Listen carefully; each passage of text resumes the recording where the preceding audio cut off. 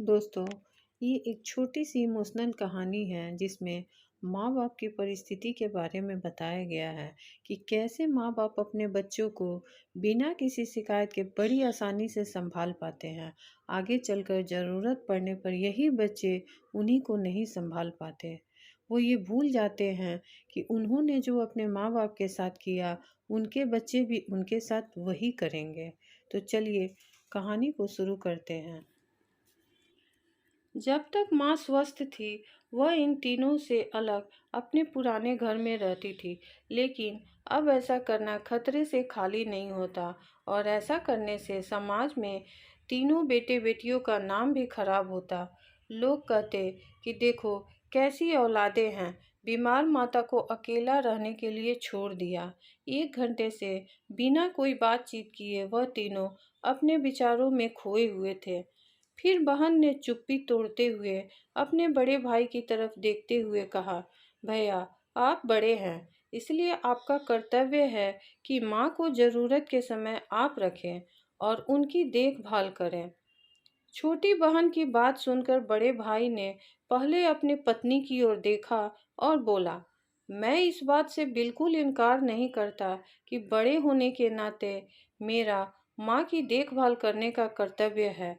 लेकिन तुम तो जानती ही हो कि मैं और तुम्हारी भाभी दोनों ही जॉब करते हैं। ऐसी हालत में माँ के साथ किसी न किसी को हर वक्त उनकी देखभाल करने के लिए उनके साथ रहना ही पड़ेगा, जो हमारे लिए बहुत मुश्किल हो जाएगा।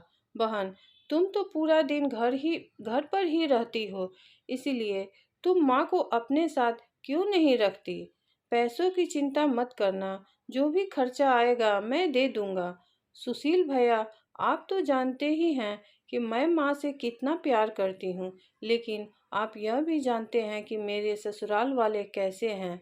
मैं यह बिल्कुल बर्दाश्त नहीं कर पाऊंगी कि कोई मेरी माँ को और मेरे भाइयों को भला बुरा कहे।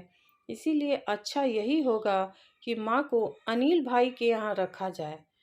बड़े भाई सुशील ने भी छोटे भाई अनिल के यहाँ माँ को रखने के लिए सहमति जताई। आप यह कैसी बातें कर रहे हो?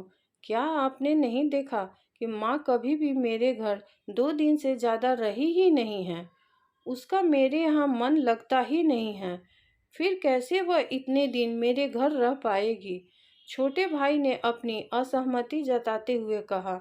इससे पहले कि इस चर्चा का कोई और नतीजा निकल पाता, एक नर्स वहां दौड़ते हुए आई और कहने लगी, क्या आप ही वार्ड नंबर 4 में भर्ती मरीज के रिश्तेदार हैं? आपको डॉक्टर साहब अंदर बुला रहे हैं। सभी घबरा गए और दौड़ते हुए डॉक्टर के पास पहुंचे।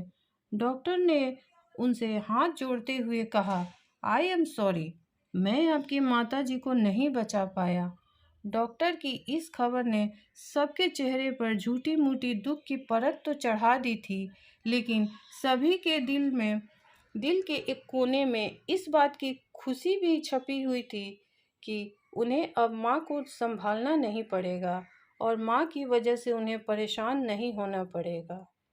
दोस्तों, यह एक छोटी सी कहानी थी। उम्मीद है आप सभी को अच्छी लगी होगी।